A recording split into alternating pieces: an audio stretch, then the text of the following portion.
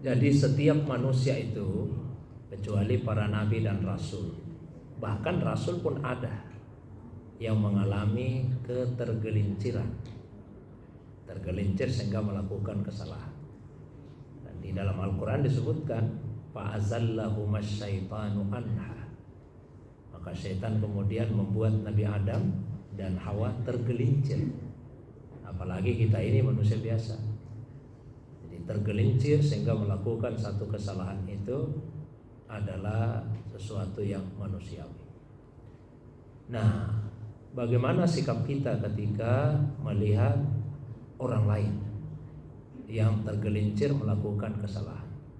Yang pertama sekali mesti ditanamkan di hati bahwa semua yang terjadi di dunia ini terjadi dengan irada Allah Subhanahu wa taala. Tidak ada sesuatu pun yang terjadi tanpa irada Allah Subhanahu wa taala, di luar dari kehendak Allah. Karena itu apapun yang terjadi ada hikmah yang boleh jadi kita tidak atau belum mengetahuinya secara utuh dan menyeluruh, tapi pasti ada hikmah di balik apa yang terjadi itu, termasuk ketika ada yang mengalami ketergelinciran tadi. Satu. Kemudian yang kedua, ketika melihat ada orang yang tergelincir, maka jangan hanya mengingat dan menceritakan kesalahannya, tapi ingat-ingat juga kebaikannya. Bagaimanapun besarnya kesalahan seseorang, banyaknya kesalahan seseorang, pasti ada kebaikannya. Kita ambil contoh, kira-kira siapa manusia yang paling top lah kesalahannya ini, maksiatnya, kira-kira kalau disebut satu, yang dari dulu yang paling banyak salahnya, yang paling besar salahnya, yang biasa Firaun kan biasa dijadikan contoh. Firaun ada baiknya tidak? Ada baiknya Firaun itu. Coba ketika dia melihat Musa alaihissalam yang masih kecil, masih bayi, kan Firaun mau membunuhnya. Tapi istrinya kemudian berkata, la taqtuluhu, jangan bunuh dia. Asa ayyam fa'ana aw nattakhidahu walada.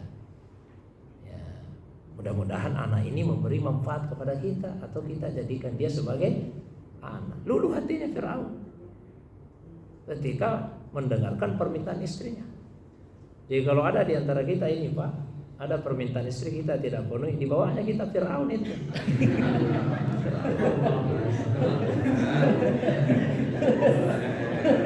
Bahaya. Ternyata Firaun tunduk sama istrinya. Begitu istrinya minta, jangan bunuh dia. Padahal resikonya kan nyawa. Resikonya nyawa. Firaun yakin betul bahwa akan ada anak bayi yang lahir dari Bani Israel, dan anak itu nanti yang akan menghancurkan kekuasaan saya, kerajaan saya, membunuh saya. Dan anak itu kan ada potensinya. Tapi karena istrinya yang minta, udah dipenuhi. Ada bayinya juga. Apalagi yang bukan Firaun, tentu ada bayinya. Jadi kalau melihat orang berbuat salah, jangan cuma salahnya yang diingat, ya, tapi ingat juga pasti ada bayinya. Nah, itu ada ungkapan seperti ini kata ulama kita, laqad zalamta akhaka idza zakarta masawi'ahu wa lam tazkur mahasinahu. Kamu itu sudah menganiaya saudaramu kalau hanya menceritakan jeleknya, tidak ceritakan baiknya. Nah, itu yang kedua, ya. Nah, terus yang berikutnya, yang ketiga, jangan mengambil keuntungan duniawi, manfaat dari ketergelinciran orang.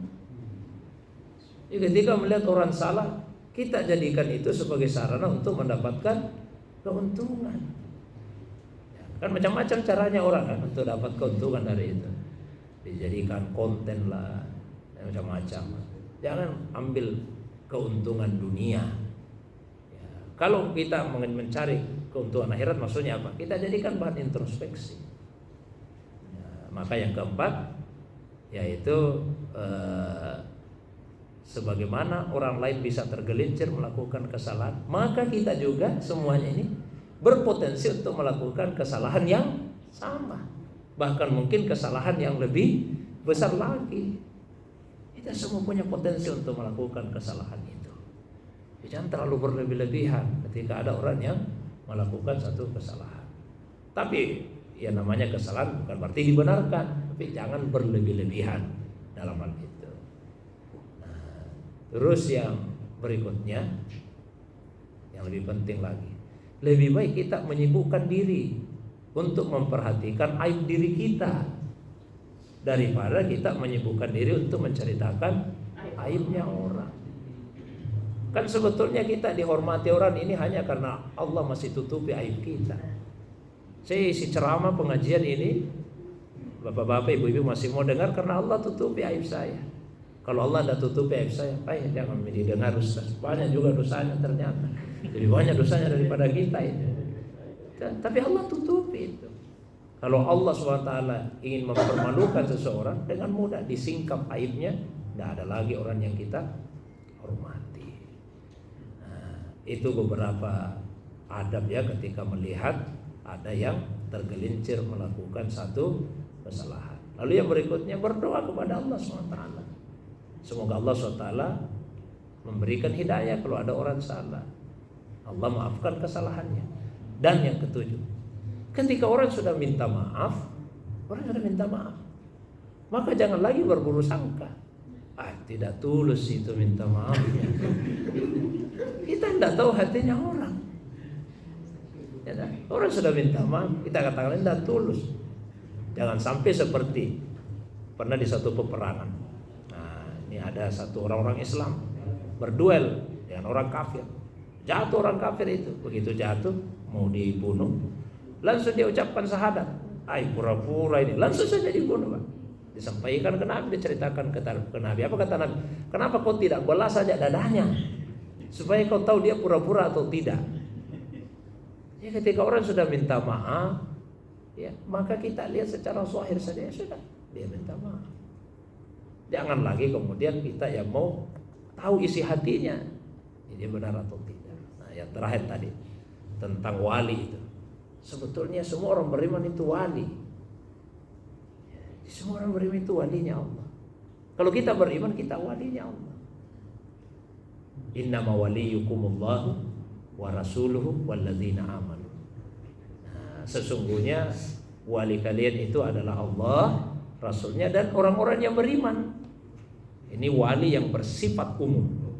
Siapa saja yang beriman dia wali secara umum.